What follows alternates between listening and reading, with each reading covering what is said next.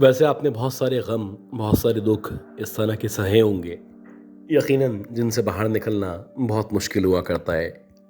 लेकिन आप यकीन करें दुनिया में एक इस तरह का गम है, जिस गम से आप काफ़ी अरसे तक बाहर नहीं निकल सकते।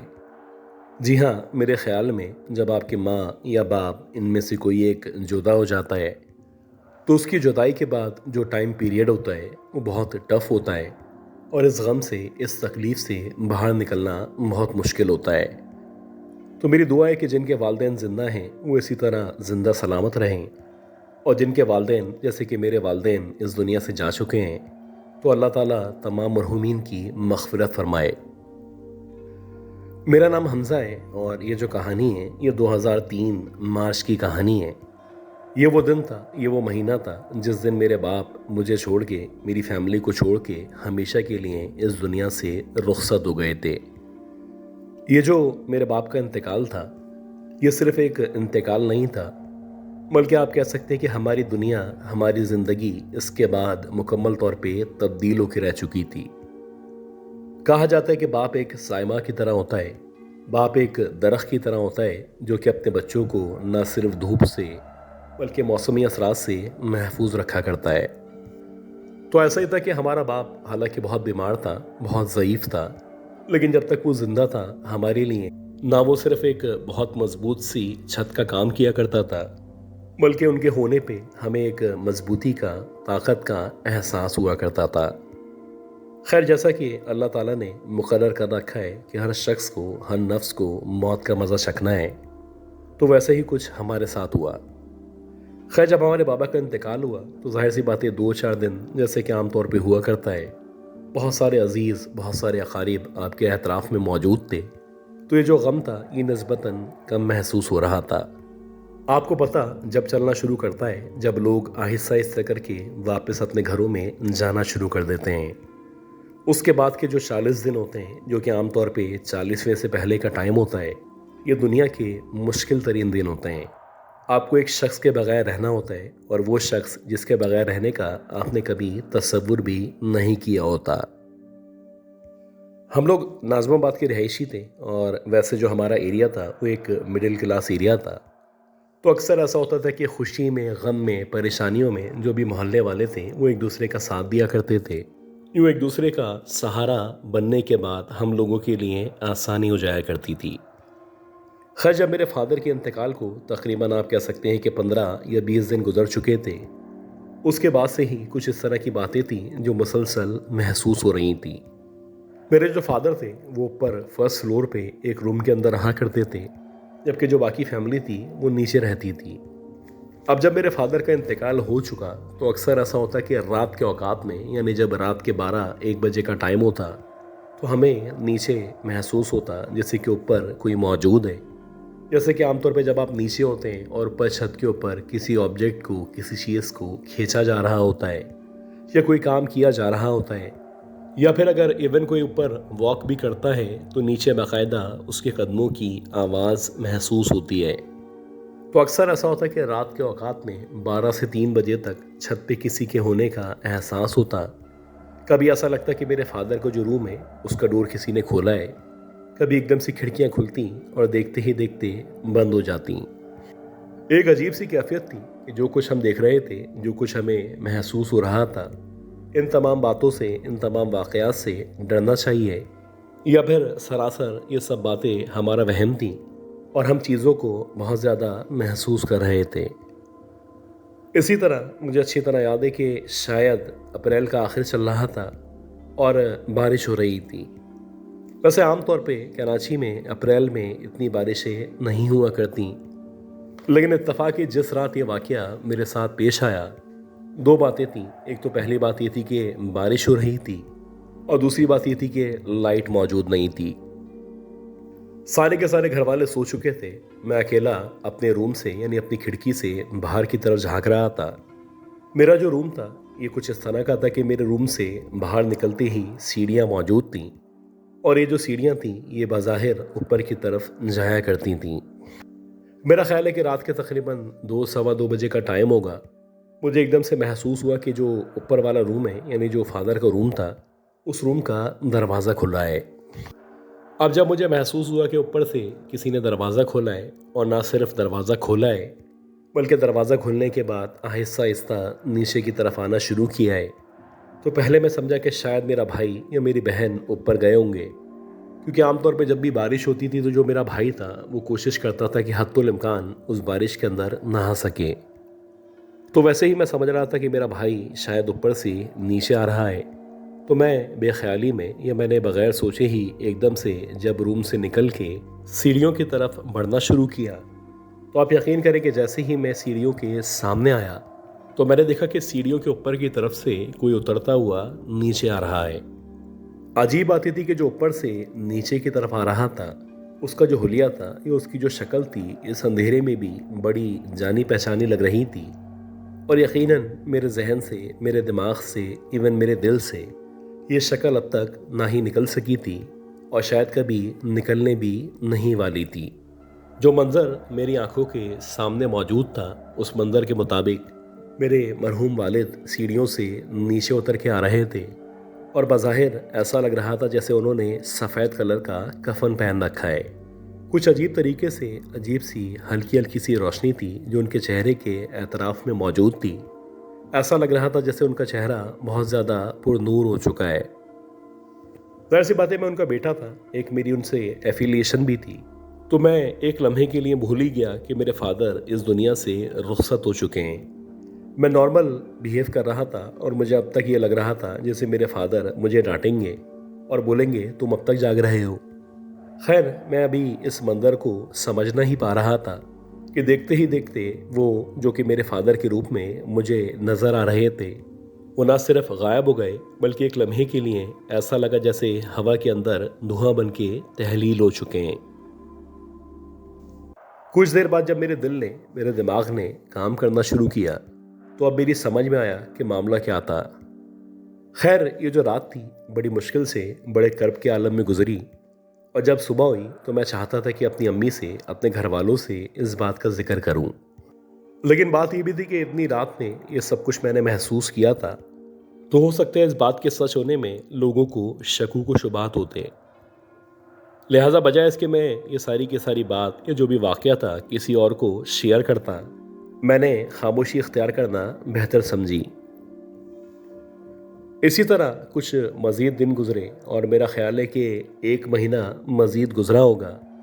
रात के तकरीबन 12 साढ़े 12 बजे का टाइम था, और इत्तेफाक से हम जितने भी घर वाले थे, ख़ास तौर पे जितने भी भाई वगैरह थे, सारे के सारे किसी काम से बाहर निकले हुए थे। मेरी मदर सो चुकी थी, जबकि मेरी जो बहन है, जो कि मुझसे छोटी बहन है, वो इत्तेफाक से उस वक्त तक जाग रही थी। मेरी बहन बताती है कि मुझे एकदम से ऐसा महसूस हुआ कि हमारे कमरे के अंदर, यानी जिस कमरे के अंदर वो बैठी हुई थी, आखिर में एक चेयर मौजूद थी। ऐसा लगा जैसे वो चेयर खुद ब खुद हिली है। पहले ऐसा लगा कि जैसे चेयर हिली है, लेकिन कुछ देर के बाद मेरी बहन बताती है कि उसको ऐसा लगने लगा जैसे उस चेयर के ऊपर कोई बैठा हुआ है। अब जब मेरी बहन को बाकायदा किसी के बैठे होने का एहसास हुआ तो मेरी बहन ने एग्जैक्टली जब उस चेयर की तरफ देखना शुरू किया तो मेरी बहन बताती कि एक लम्हे के लिए मेरे दिमाग ने काम करना छोड़ दिया। मुझे यकीन ही नहीं आ रहा था कि मेरे सामने जो मंजर मौजूद है वो सरासर हकीकत है या सरासर मेरा वहम है। मेरी बहन के मुताबिक मेरे वालिद वैसे ही वाइट कलर के कफन में, या आप कह सकते हैं कि सफ़ेद कलर के लिबास में, उस चेयर के ऊपर बैठे हुए थे, और ऐसा लग रहा था उनके चेहरे पे बहुत ज़्यादा नूर मौजूद है। और सबसे अजीब बात यह थी कि उनके चेहरे पे न सिर्फ नूर मौजूद था बल्कि उनकी आंखें कुछ अजीब तरीके से स्पार्क कर रही थी। मेरी बहन बताती है कि उसके लिए भी एक अजीब सा मंजर उसके सामने मौजूद था। तकरीबन 15-20 सेकंड तो ये समझने में लगे कि जो मंजर इसकी आंखों के सामने मौजूद है वो हकीकत है या सरासर इसका वहम है। लेकिन जब मेरी बहन के दिमाग ने, दिल ने काम करना शुरू किया तो उसको अंदाज़ा हुआ कि उसके सामने जो मंज़र मौजूद है वह सरासर न सिर्फ एक खौफनाक मंज़र है बल्कि इस मंज़र का हकीकत से कोई ताल्लुक़ नहीं हो सकता। यह वो वाक़या था जो कि मेरी बहन के साथ पेश आया था, और यकीन करें इसके बाद हमने बहुत सारे लोगों से, बहुत सारे आलिम दीन से, इवन के बहुत सारे रूहानी पेशवा से न सिर्फ मुलाकातें की बल्कि उनको बताया कि ऐसे ऐसे हमारे फादर की प्रेजेंस हम लोगों को फील होती है। बहुत सारे लोगों का कहना था कि हो सकता है ये आपका वहम हो, क्योंकि आप लोग अपने फादर से बहुत ज़्यादा क्लोज थे, तो आपको अक्सर ऐसा महसूस होता है जैसे आपके फादर आपके साथ मौजूद हैं। लेकिन उसके बावजूद एक साहब थे, उन्होंने कुछ पढ़ने के लिए दिया।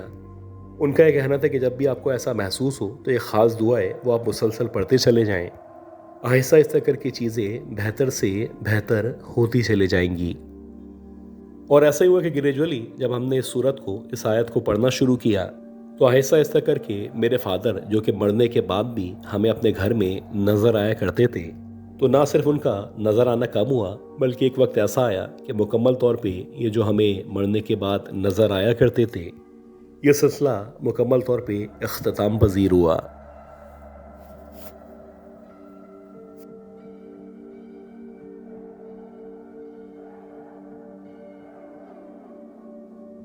ये स्टोरी हमें नौमान साहब ने इंडिया से शेयर की है। ये बताते हैं कि जितने भी इंसिडेंट थे या जो भी वाक़यात थे, ये इन्होंने अपनी आंखों से 1980s में या 1985 में विटनेस किए थे। इनका ताल्लुक उत्तर प्रदेश से था और इनके जो दादा थे वो इनके सामने, यानी जब ये पैदा हुए थे, मौजूद थे। नौमान भाई बताते हैं कि जैसे जैसे मैं बड़ा हो रहा था, वैसे वैसे मैं बहुत सारी स्ट्रेंज चीज़ें थीं जो अपने घर में ख़ास तौर पे दादा के साथ महसूस किया करता था। जैसे कि जो हमारे दादा थे वो 5 वक्ता नमाजी थे, वो नमाज का, पाकी नापाकी का और हर चीज़ का ख्याल रखा करते थे, जो कि एक अच्छी बात थी।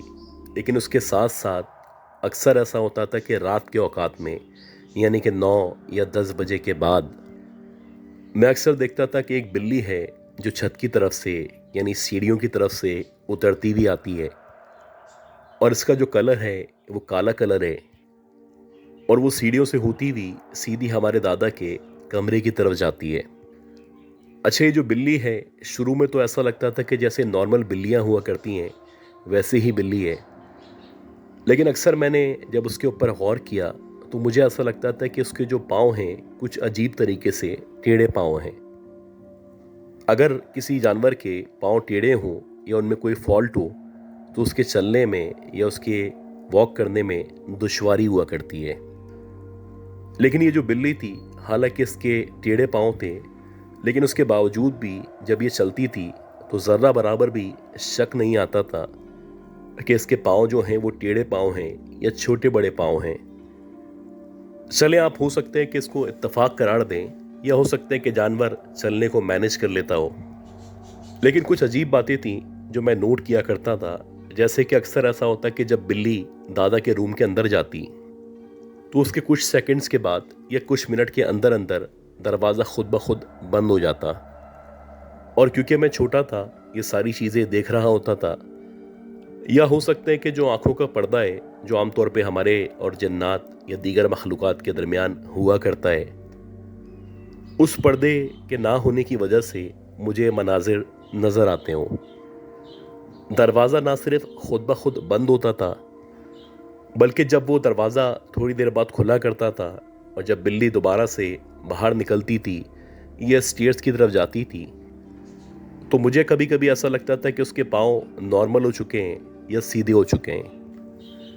बात जहाँ तक बिल्ली के आने जाने की थी, फिर भी समझ में आता था। एक दफ़ा ऐसा हुआ कि जब मेरे सवालात या मेरे अंदर जो बेचैनी थी वो बढ़ती चली गई, तो मैंने उस बिल्ली को या उस टाइम को फॉलो करना शुरू किया या फोकस करना शुरू किया जब बिल्ली हमारे दादा के कमरे में जाती थी और दरवाज़ा बंद हुआ करता था। एक दफ़ा मैं चुपके से दादा का जो कमरा था उस दरवाजे के बाहर जाके खड़ा हो गया, और मैं कोशिश कर रहा था कि अंदर से कोई आवाज़ आ सके या पता चल सके कि अंदर क्या चल रहा है। खैर, जब मैंने अपना कान दरवाजे से लगाया तो मुझे ऐसा लगा कि दादा के साथ कोई मर्द बात कर रहा है।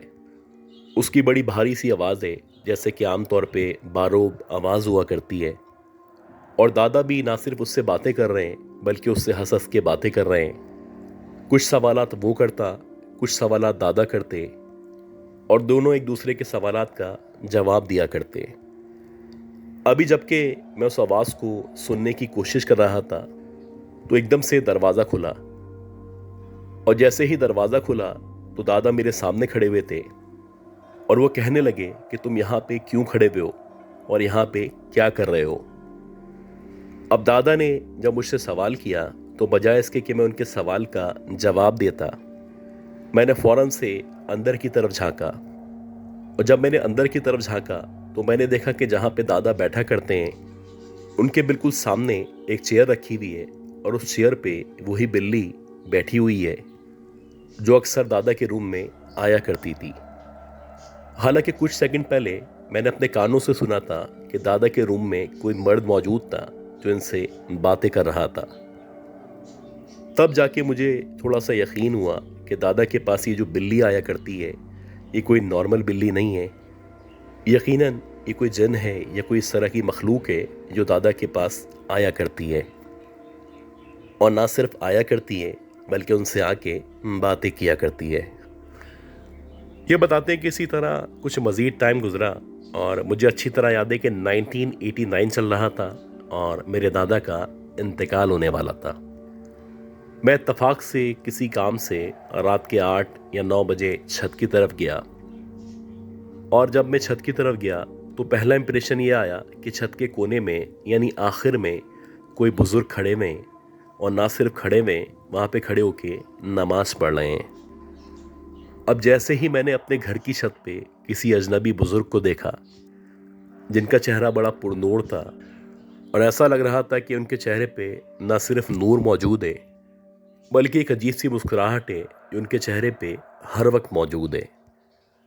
अब जैसे ही मैंने अपनी छत पे उन बुज़ुर्ग को देखा तो मैं फ़ौरन से भागता हुआ नीचे आया और जब मैं नीचे आया तो मेरी मदर सामने खड़ी हुई थी। मैंने अपनी मदर से कहा कि मेरे साथ फ़ौरन छत पे चलें, छत पे कोई आदमी मौजूद है और पता नहीं कौन आदमी है। अब जब मेरी मदर मेरे साथ छत पे आई और जब हम लोगों ने छत पे आके देखा तो उसी जगह पे जहाँ पे वो बुज़ुर्ग नमाज पढ़ रहे थे अब वहाँ पे उनके बजाय वही काली बिल्ली या बिल्ला मौजूद था जो कि अक्सर दादा के रूम में ना सिर्फ आया करता था बल्कि बाकायदा उनसे बातें किया करता था। खैर ये सब सुनने के बाद और देखने के बाद मेरी जो मदर थी वो कहने लगी कि तुम्हें भी शौक है कि तुम्हें हर बात पता चले, हर बात बच्चों को या हर किसी को बताने की नहीं हुआ करती। और उसके बाद उन्होंने मुझे डांटा और कहा कि आज के बाद दादा के पीछे या उनको फॉलो करने की कोशिश ना करना। यह बताते हैं कि उसके कुछ अरसे बाद मेरे जो दादा थे उनका इंतकाल हो चुका था और अक्सर ऐसा होता था कि उनके इंतकाल के बाद भी उनके कमरे से दादा के बातें करने की और ना सिर्फ दादा के बातें करने की बल्कि दादा के साथ साथ उस आदमी के बातें करने की भी आवाज़ें आया करती थीं जिसकी आवाज़ काफ़ी अरसे पहले मैंने खुद अपने कानों से ना सिर्फ सुनी थी बल्कि मुझे यकीन था कि दादा के साथ कोई ना कोई उस कमरे में मौजूद हुआ करता था। ये बहुत सारे सवालात थे, ये बहुत सारी बातें थीं जो दादा के इंतकाल के साथ उनके साथ ही दफन हो गईं।